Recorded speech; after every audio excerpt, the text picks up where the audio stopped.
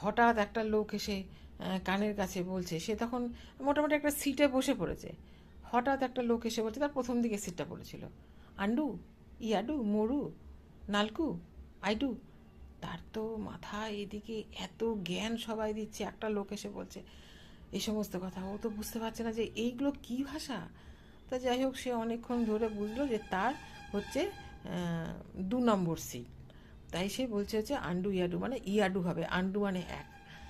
তো যাই হোক, সে বললো ঠিক আছে, তুমি তোমার 2 নম্বর সিটে বসো।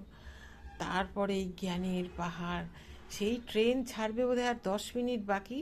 প্রথমে তো মানে 6 জনের 4 জনের সিট, ওপাশে দুটো। যারা যাত্রী তারা তো এখানে ঢোকার সুযোগ পাচ্ছে না, কেউ কোমরে হাত দিয়ে দাঁড়িয়ে আছে, এই গরম, তার মধ্যে একটু এসিতে দাঁড়িয়েছে। কে মালের গুঁতো দিচ্ছে, কে হাঁটুর গুঁতো দিচ্ছে, তারা তাদের জ্ঞান যে যেটুকু জানে। কেউ বলছে শোনো বাপি, কেউ কিছু দিলে খেও না। কেউ বলছে কেউ কিছু জিজ্ঞাসা করলে বলো না। কেউ বলছে কোনো দিকে তাকিও না। আরে আমি যদি তা না তাকাই, না জিজ্ঞাসা করি, একটা ব্যাঙ্গালোরের মতন জায়গায় গিয়ে আমি কি করবো? এগুলো ফালতু জ্ঞান না? এই জ্ঞান আমাদেরও দেয়, মানে অকারণে লোকে যখন জ্ঞান দেওয়ার সুযোগ পায় এইরকমই দেয়।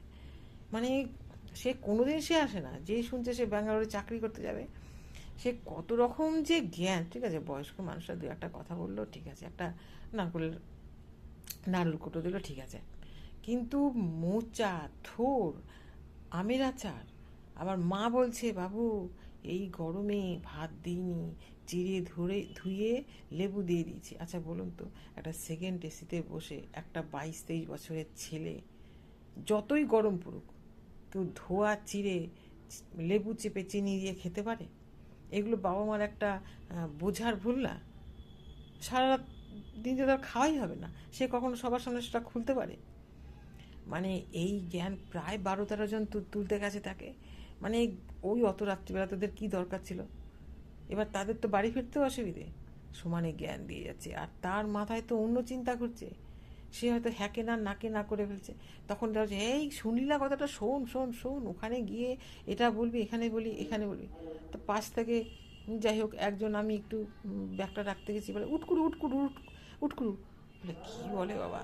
সে ব্যাঙ্গালোর থেকে কলকাতায় এসেছিল, সে আবার ফিরে যাচ্ছে, এবার সে দাঁড়িয়েছিল তার জায়গাটা ছাড়বার জন্য, বলছে তুমি তোমার সিটে বসে পড়ো। উটকুরু মানে হচ্ছে বসে পড়ো।